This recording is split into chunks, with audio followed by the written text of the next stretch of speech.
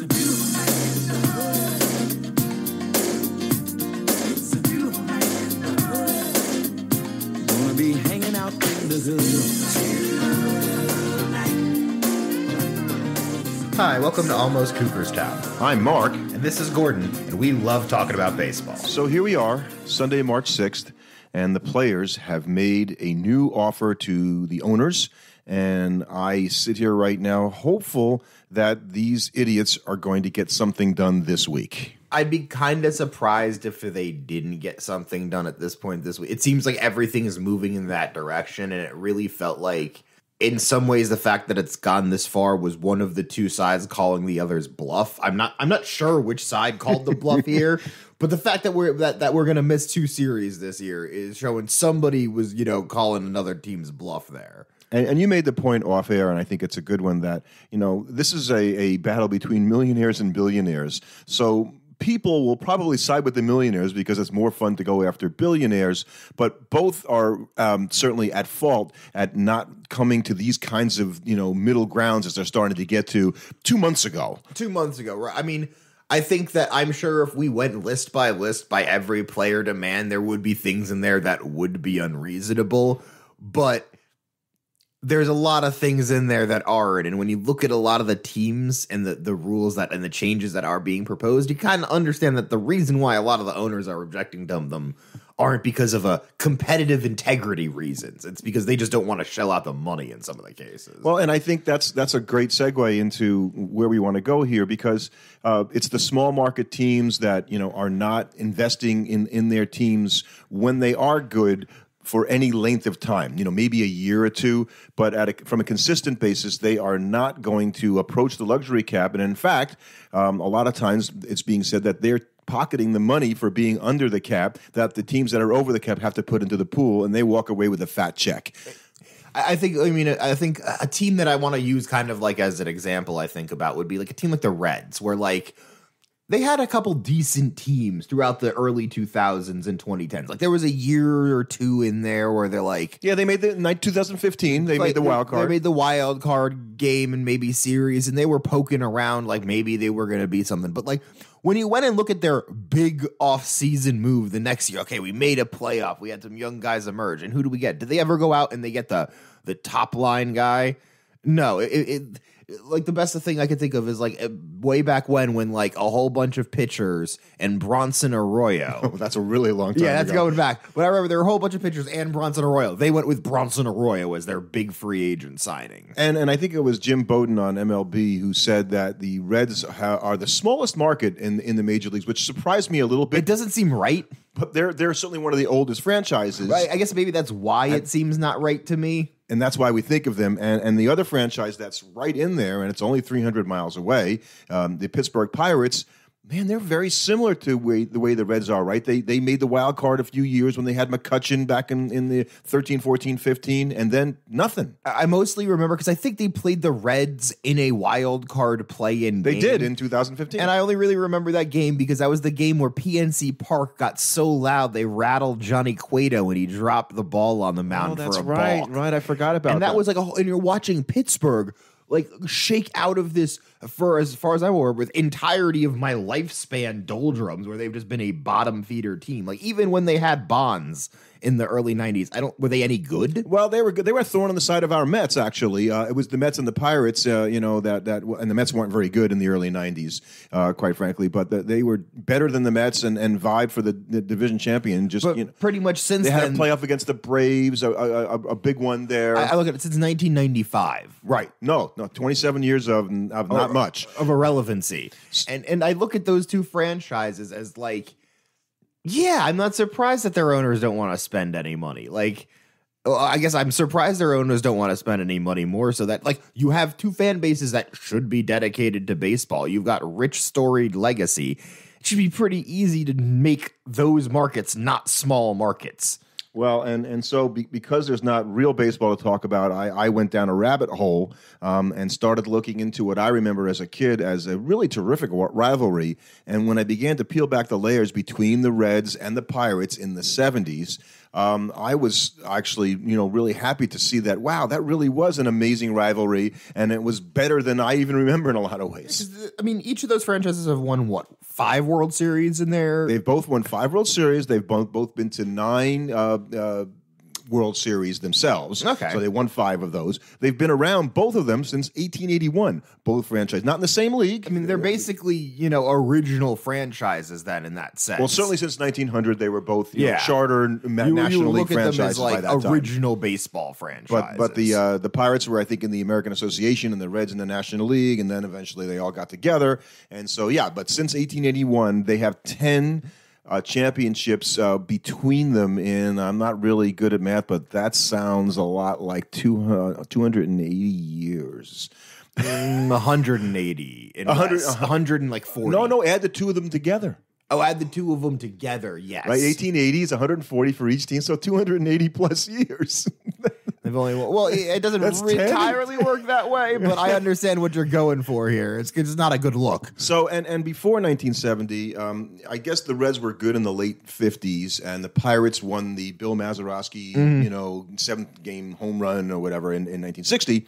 But the Reds hadn't won anything in quite some time, since 1940, and then we got to the 70s, and all of a sudden it changed where you really didn't expect this to happen, because you didn't see these two teams as yearly perennial contenders. Correct, thorns on everybody's side, and divisional play began in 1969. The Mets, of course, winning and going to the World Series, beating the Orioles.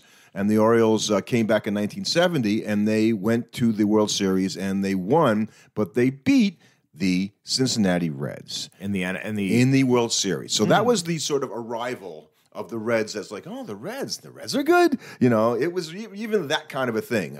But what that belied, and I think in 1970, the Pirates were a good team, and they did not make the playoffs. They obviously did not make the playoffs. They started playing each other because that was the sort of announcement of these two teams were going to be good. In 1972 was the first real series between the two of them that was really a fantastic series. But I think it's just so interesting because when you look at these two teams, it's right. Nobody expected them to become good, but that's because I think baseball, the development of a franchise is something that takes a lot longer. You can't. It's much harder to get any kind of singular player, which just turns a franchise from being in one direction to being in another direction. And I think that what you saw is probably the Reds made a bunch of good moves leading up to 1970. Excellent point. In fact, as a little kid, I was so disappointed that Johnny Bench won the Rookie of the Year in 1967, and Jerry Koosman, who I was a Met fan, I was a big fan of, didn't, and I felt Koosman went 19-12 and had a really good year. Bench was better, but I'm a kid and I really wanted, my guy to win. And so certainly Bench, proved out to live up to his rookie, and so did Koosman to that degree. But Bench was one of the greatest catchers, some might say the greatest catcher of all time, and he was the real change in that Red team. Once they got him, it seemed like all of a sudden the other guys got better around him. And that's what they say about the great ones. There are a lot of Hall of Fame players on those Reds teams in the 70s. You had Tony Perez, you had Joe Morgan, who came on a little bit later. Even Tom Seaver played for the Reds in the 1970s after he got traded from the Mets in the Midnight Massacre. Well, I think it's interesting when you look at the fact that divisional play started in 69, and then almost immediately after you had the rise of these two franchises, because they actually, throughout the 70s, traded back and forth basically control of weirdly the Reds in the NL West at the time and the Pirates in the NL East. And I think even though they weren't in the same division yet,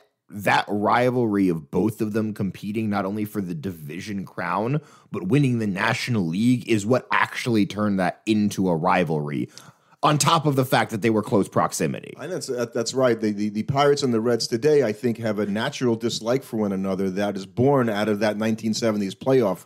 Those playoff races. Because I think rivalry, especially in baseball, is so much location based. It's much less likely than you have a bunch of good games against a team over a period of time and then a rivalry develops out of that. Like, yeah, you can have that, but that more results in like I just always remember they played them really tough. Like, I don't remember why, but like I always remember the Mets play against the Diamondbacks really well. Like, for whatever reason, they just kind of have the Diamondbacks numbers, but you don't necessarily get. It's not a rivalry. The Mets Diamondbacks are not a rivalry, right? But it's location based too. That's it's true. They're only 300 miles apart, Pittsburgh and Cincinnati. Exactly. So those two teams and both of those cities of people are much more familiar with one another than somebody from across the country.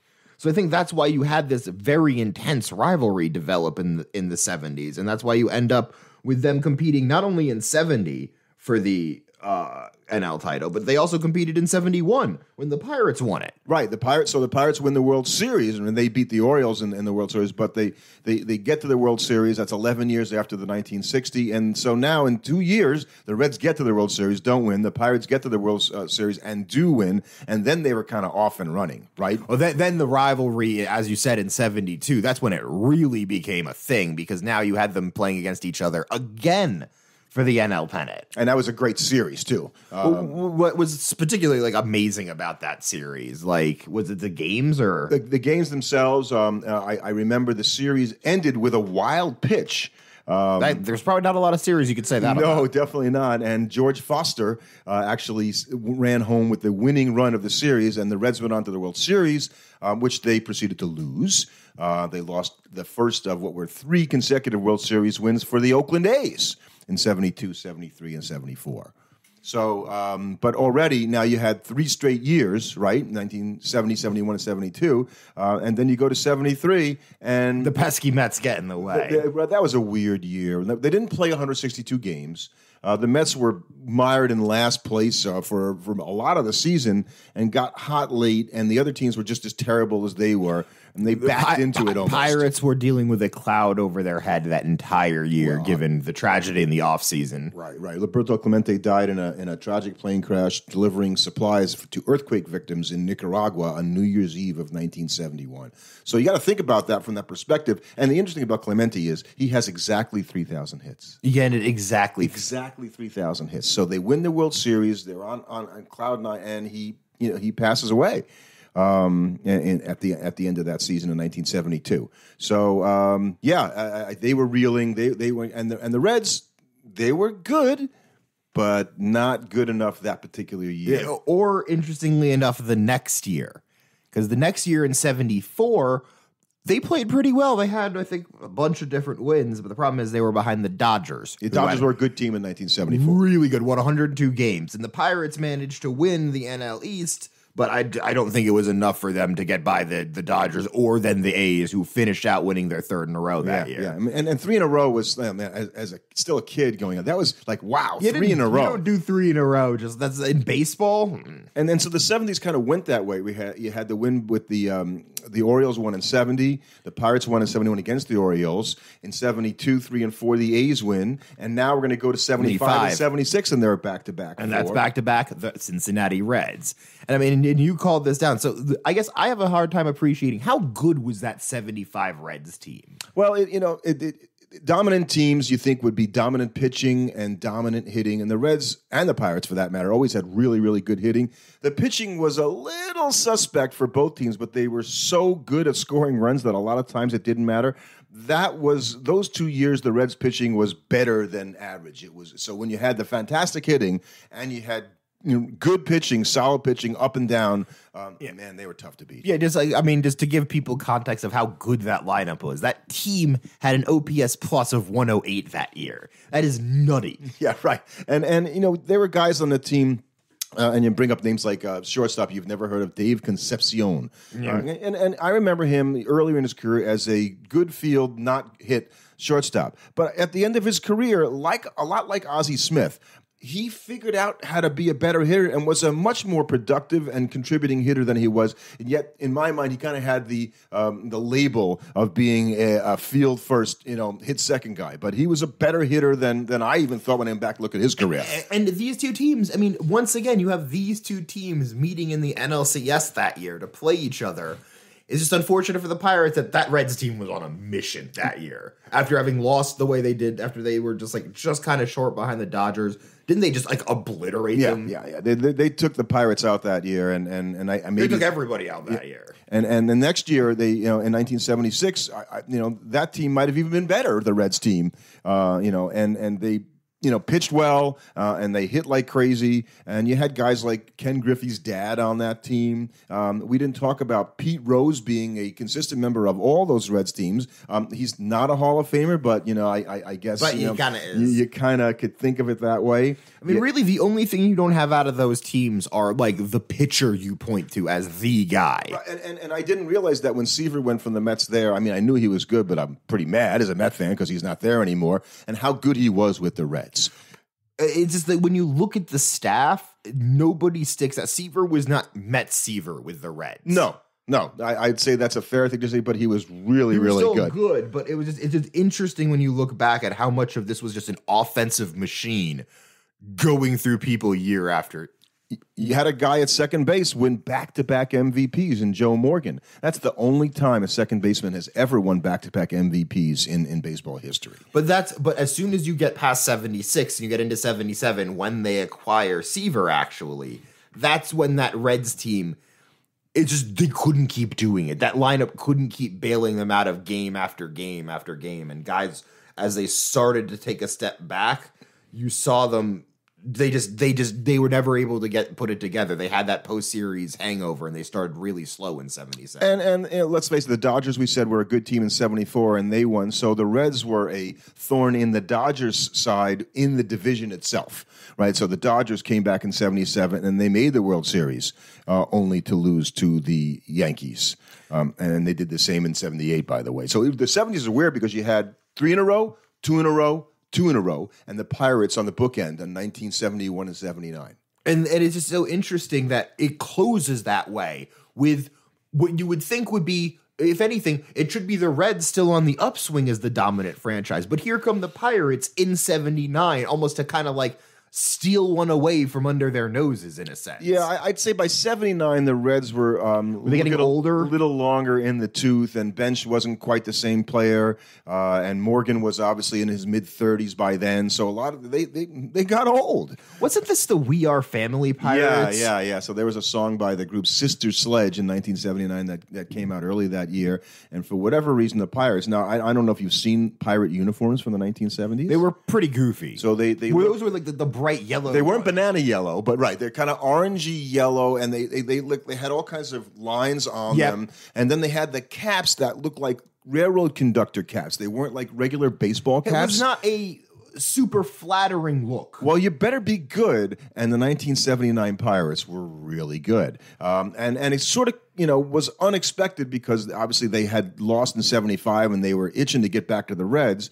And sure enough, in 1979, they had their chance. They won their division. And they played each other. And so did the Reds. And it's funny because I remember you talking about this, saying it was one of the closest 3-0 series you've ever seen. Right. There's back and forth. So if you just looked at the series and said, well, the Pirates swept the Reds, I guess it was easy. It wasn't easy. They had to fight every inch of the way for that that playoff thing.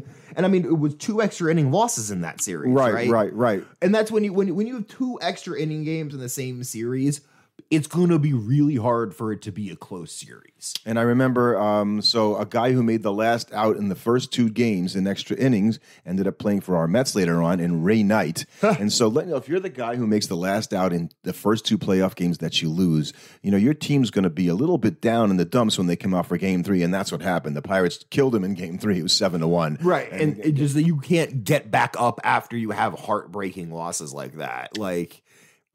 And the other thing is the confidence the other team has after getting 2 wins like that. If Pittsburgh had come out and lost Game 3, they wouldn't have been worried because you already beat them twice in those 2 heartbreaker games. You can do it again. Right. So the Hall of Fame names that I mentioned, right, the Clemente for the Pirates, Willie Stargell. Certainly his name. He was an older player in 79. Pops, right? He went by Pops. Won the co-MVP with one of our faves, Keith Hernandez, in 1979. Because he was old in 70. He was. But he kind of had a comeback season because he had been injured on and off before that. 79 Pirates are really kind of like a magical team. Oh, totally. And, they had great players like Al Oliver. And I think think I probably talked about Al Oliver. About him, like that player a lot. He hit a lot of home runs. He just was a masher of a hitter. So, you had some really, big stars, and we talked about the Reds Hall of Famers, and even earlier in the decade, you had, players like Manny Sanguian, and you had Richie Hebner, and guys, you've never heard of these guys, but these were consistently good players.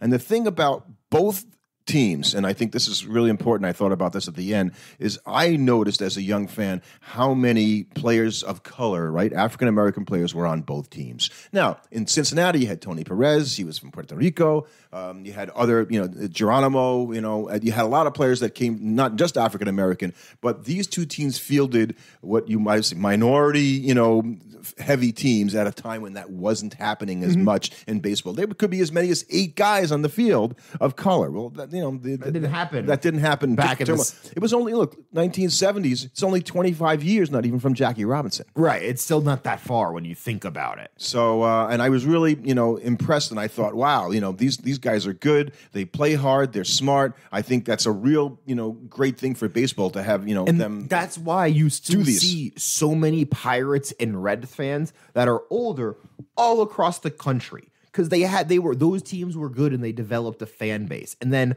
when you suck for the past 27 years, that's why you have nobody in the stands. Because people are, when you don't even try and put out a good product year after year. Now, I'm sure the Pirates team and the Cincinnati's Red organization will be insulted by me saying that they're not putting out a good product. But I mean, we watched them play baseball. Yeah, no, you're right. I don't think there's anything you can say against the fact that the Pirates, basically get close, and that seems to be good enough for them. They're not, the best compliment I can give them, which if this team is not a compliment, is at least they're not the Marlins. Well, that's a look for Derek Jeter to walk away from that situation tells you a lot. Tells you a lot about Loria about because their willingness to win and to put me, the all that resources behind screams it. is that if they are ever good by mistake, he is going to sell every one of those players because he's not interested in having an expensive lineup. And I think you have teams like Cincinnati, you have teams like Pittsburgh, and I think I said it earlier in this episode that if you put a good team on the field for 3 or 4 years in a row, maybe you have to spend a bunch of money. But if you put a good team on the field for all of those years in a row, you would have big fan bases again. And Cincinnati wouldn't be the smallest market in the MLB. Weren't the Pirates sort of on their way with McCutchen back in 13, 14, and 15 when they made the playoffs? And I ran into some Pirate fans in New York at that time, and we were talking about the Pirates, and they said, oh, we love Kutch. They love him so much. He's our favorite player. So I was like, wow, the Pirates have a guy, right? And so what did they promptly do with McCutchen? They traded him or let him go for nothing. And I'm like, he was like a real icon in Pittsburgh. Now, what does that mean? Like McCutch didn't have any warts as a player? No, he totally did.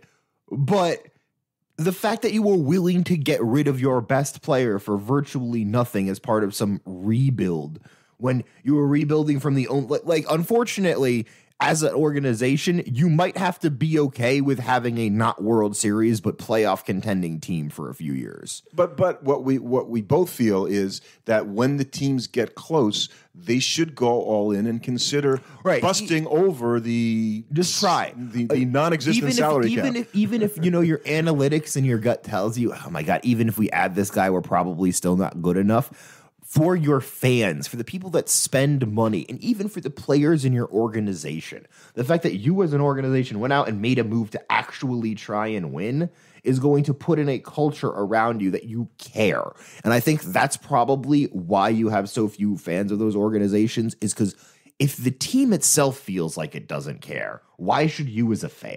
Right. And if you think about what we talked about, the Pirates and Reds rivalry in the 70s, and they're surprisingly, and maybe we'll go back and talk more about this in another episode, there aren't that many sort of decade-long rivalries, and it's a little hard to parse it when you put it into a starting in 70 or 60 or 50 and going to the 9, because it could be a 10-year period where two teams were really competitive that just didn't happen in that particular 10-year period. In that particular 10-year period on the decade. But we'll take a look at that stuff and but kind of come back. I'm very curious to see. So, and does that have to happen after divisional play began? Because you'd need to have these sort of divisional playoffs that would be epic after a regular season in which the teams might have competed a bunch of times. Look at the Dodgers and Giants this past year, right? They had some really great games during the regular season. The Giants ended up winning the division, and they play in this silly one game, and it's all over. Bye-bye. San Francisco, is gone, and the Dodgers moved on. So,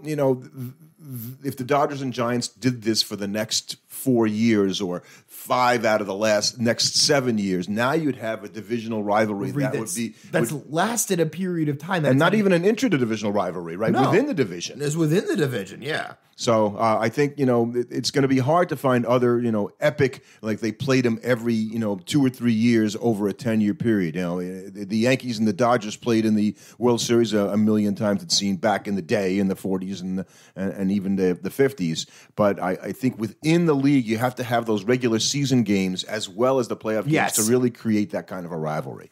You need to be able to point to some random June night game that was a crazy game. Yeah.